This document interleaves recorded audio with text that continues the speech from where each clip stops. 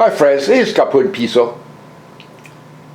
I'm going to talk today about knowledge and about the brain, how I acquire knowledge. Because I was watching this program by TED, an excellent organization presenting knowledge. And there is a speaker here on TED named Manuel Lima. And he's talking about a visual history of human knowledge. On a TED podcast, and he's talking about tree of life, but now he mentions the brain. This August 22, 2015. This makes me a prophet.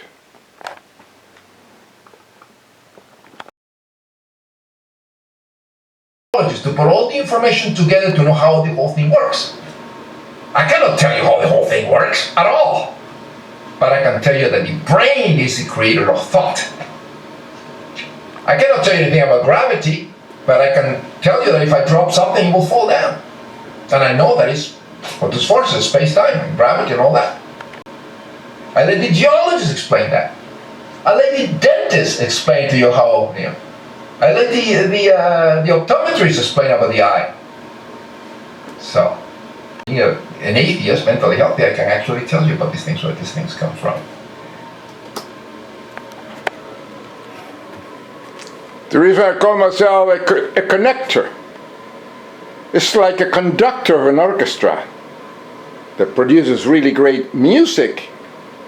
But he doesn't play any instruments. He points out to the violins, and to the drums, and to all the conglomerate. And I see myself as a conductor, a connector, pointing out to the different scientists with their specific fields to bring me up their knowledge. Then I accumulate the whole knowledge and arrive at the truth. At the truth. With the evidence, tangible, empirical evidence to back it up.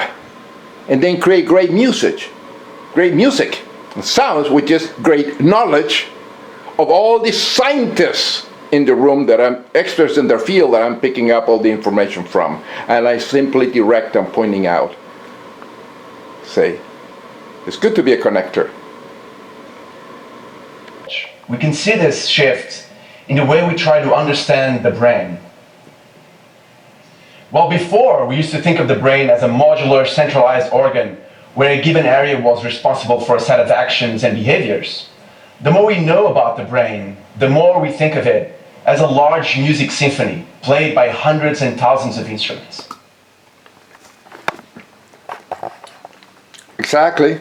Like I said, I see myself as a connector of many disciplines. See, I don't know, it's like a director of an orchestra. I don't know how to play every instrument, but if I have all these scientists around with knowledge, with a particular specific knowledge, then I direct all of them, acquiring all the information from each one to accumulate this knowledge and find the truth. That's the reason why I call myself a connector. Many disciplines. A mentally healthy, in other words, atheist intellectual connector. I don't know everything, but other people do, and other people are scientists that actually have seen, are experts in their field. Being a director, like of an orchestra of the brain, then we can find out the truth. Be called a director of an orchestra, a connector. If you want to know all the astrophysics, ask Dr. Krauss about this. If you want to know about neurology and all that, ask Dr. Sapolsky and some brilliant mentally healthy atheists. If you want to ask, geologists, all that. So they all have that information, their particular disciplines. I like to be like a director of an orchestra. Director of an orchestra, 100 people playing different instruments. He doesn't know how to play each instrument, but he's direct the melody, creating great music. That's what I like to be. You know, I don't have PhDs and all that. I know all that. No, but I know people that do. So I like to direct the neurologists and all that and come up with the truth. That's what I like to be called, a connector, a mentally healthy and atheist connector, knowing that we must. Because the only thing, all life on Earth is based on carbon. It's carbon-based life on the planet Earth. And carbon can only be produced by a massive star that exploded. Now, I don't know the whole process because I'm not an astrophysicist. But if you want to know the whole process, the whole detail, ask Dr. Krauss. So being a connector is important because we don't know everything. We only have knowledge for certain things. We cannot have every knowledge, knowing everything. All of them you have to say, God did it. Oh, God. And the more you don't know anything and you're stupid and ignorant, you say, God did it.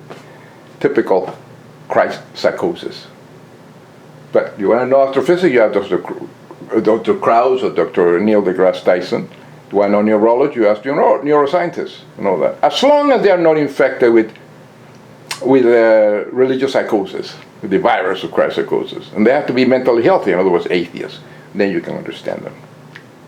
This is August 2015. But let's go back in time to Kalpun Piso of January 2012, which is telling you what's happening today, and other people are telling you. The brain is the universe we can create thoughts with.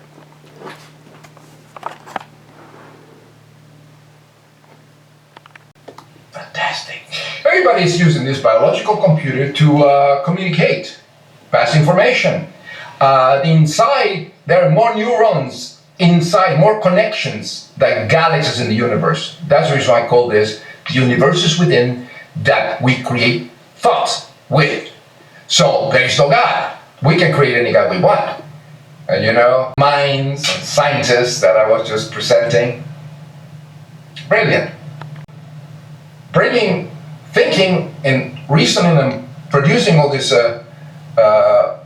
lectures and everything with the knowledge and the accumulated knowledge, collective knowledge over centuries. Over centuries. See? Over centuries. And that's collective knowledge of mentally healthy, in other words, atheist brains over millennia. You reject the irrational, bizarre beliefs that trying to infect your brain, and that's religious psychosis, apophiba, imaginary friend or foe, irrational belief, acceptance. You have to reject the myth. Because like kids believe in Santa Claus and Donald Duck and all that when they're 3 years old, 4 years old. But you have to reject the fantasies, and eventually when you grow up and your brain matures, you get more information. But if you still, when you're 8, 9, 10, and 11, and 12 years old, and you still believe in Donald Duck and Mickey Mouse and all that, then something is wrong with your brain, regardless of the education that you receive.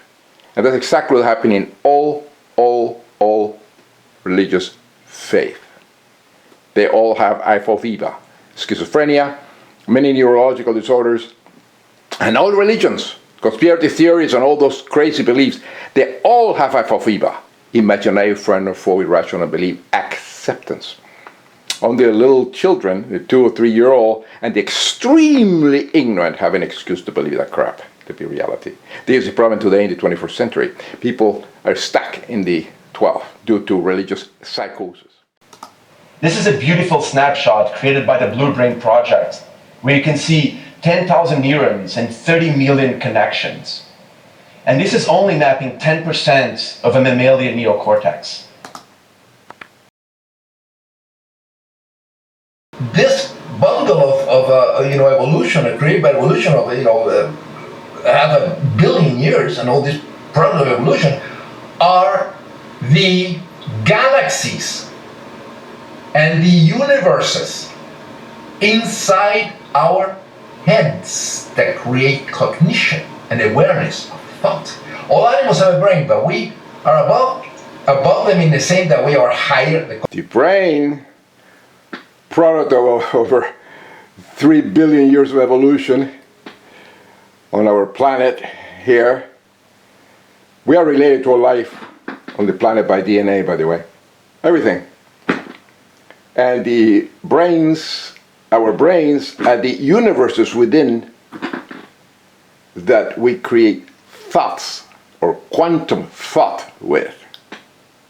Quantum thought, time, present, past, present, and future are one, exist in many places, and do not exist at the same time. Figure that one out. But see, it is only a multiverse of many dimensions. We can also see this shift in the way we try to conceive human knowledge. These are some remarkable trees of knowledge, or trees of science, by Spanish scholar Ramon Llull. And Llull was actually the precursor, the very first one, who created the metaphor of science as a tree. A metaphor. They just look just like a tree with all these connections. And a tree can resemble, our brain can resemble something like this. Knowledge is obtained with our brains, a product of coitus, a spit of DNA, sperm from our father's penis, Christ. That's what we are. We're a result of coitus. We acquire knowledge with the brain, but an accurate knowledge and information can only be obtained with a healthy, very healthy, in other words, atheist. Atheist means no belief in irrational, bizarre, mathematical beliefs, inaccurate information. At the core of all schizophrenia, neurological disorders, and all religions, faith. So true knowledge, really good, accurate knowledge, can be interpreted and produced by a healthy brain. You know, an accurate knowledge is like saying 2 + 2 = 4, not any other number. But when you have the brain malfunctions, 2 + 2 = any number the malfunctioning brain tells you it is. And that happens in religious beliefs. A psychosis, an HIV of the brain. He focused on the tree of life. It's a metaphor, concept, been with us for thousands of years. We compare it, equate it to knowledge with a tree. Very, very interesting. Very good analogy. But I want to concentrate nothing but on the brain and certain things. Brain is the organ we create all thoughts with. And when the brain malfunctions, you get bump on the head, or you have trauma, you suffer trauma, or ingest drugs, and all that, and the chemical imbalance, you start believing all this crazy stuff to be reality, which are not. Sick brain can only create sick thinking. I mean, this is something so obvious, so logical, so true, and mentally healthy atheists today, scientists and brilliant minds, don't see it. As the fact that we're all created by coitus, by a spit of a sperm with DNA into our mother's cave of creation. Nobody says that. Christians and people of faith are like people under drugs that behave like people, that drunk people, or they have taken some drugs without having taken any. This is the place, like people like schizophrenic, they haven't taken any drugs, but they see the, imagine they have the implants, the alien put some implants in the brain to pick up their thoughts and things like that. Find me one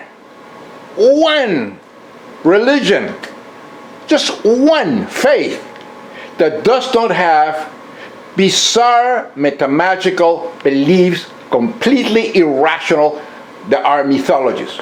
And also find me one schizophrenia, temporal lobe epilepsy, or some brain disorders that does not have the same mythologies, bizarre mathematical beliefs which are accepted as true. Please, find me just one. they now stand corrected. See? Christians have to keep their mental disorder to themselves. Because in this 21st century, it is a mental disorder to believe in imaginary friends to be reality. If you believe the Bible crap, the mythologies of the Bible, just read it. If you believe that that's true, it's not or Quran or Talmud or all those crappy books written thousands of years ago. If you believe all that crap to be reality, but you do not believe in Greek mythology to be a reality. Why? You believe the Bible to be a reality, but the mythologies of Egyptian mythologies or the Book of the Dead and the Greek mythology you believe in not just to be mythologies. Why? There's no difference between the beliefs of the Bible, the mythology of the Bible, and the mythologies of Greek mythology, Egyptian mythology, all the rest of them. There's no difference. The mythologies have different names. If you believe one to be reality and the other one to be phony and false, you have a problem. This is the situation. Religious beliefs are a mental illness, a very dangerous virus of the brain. It's like a coronavirus. It's a virulent disease, a religious virus, very dangerous, just similar to the coronavirus. Keep in mind the wise words of astrophysicist, brilliant Dr. Krauss, that says, forget Jesus. A star had to die so you could be born. The title of my video that I made in 2012. Pace Diorum.